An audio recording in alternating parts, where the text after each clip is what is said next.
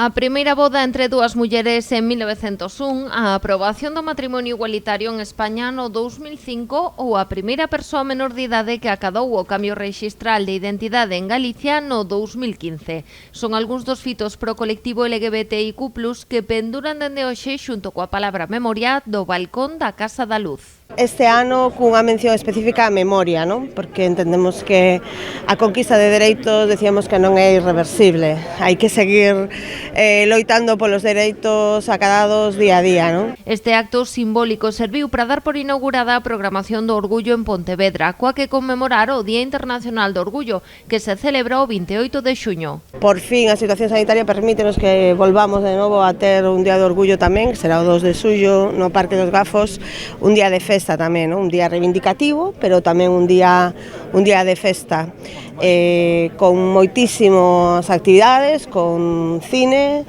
pero tamén con música en directo. Dende Avante LGBT+, apostan por reivindicar a memoria de todo o colectivo.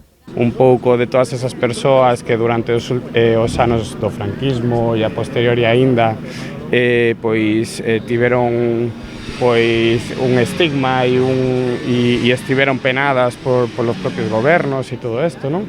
O programa culminará o día 2 de xullo. O Parque do Río dos Gafos acollerá unha festa do orgullo. Ademais, celebrarase unha manifestación que sairá dende a praza do Hospital Provincial. Non abandonar as nosas reivindicacións, visto o que pasou o ano pasado, por exemplo, co asesinato de Samuel, ou como estamos vendo continuamente agresións cara ao colectivo, persoas trans e incluso políticas que van en contra das persoas LGBT, como vemos, por exemplo, de partidos de extrema dereita en toda Europa. As actividades restantes celebraránse entre os días 27 de xuño e 1 de xullo. A Mostra Internacional de Cinema Ambienta, o Obradoiro Contos de Cores, o Club de Lectura Avante LGBT+, un encontro coa actriz política socialista e activista trans Carla Antonelli ou un faladoiro sobre saúde sexual son algunhas das propostas.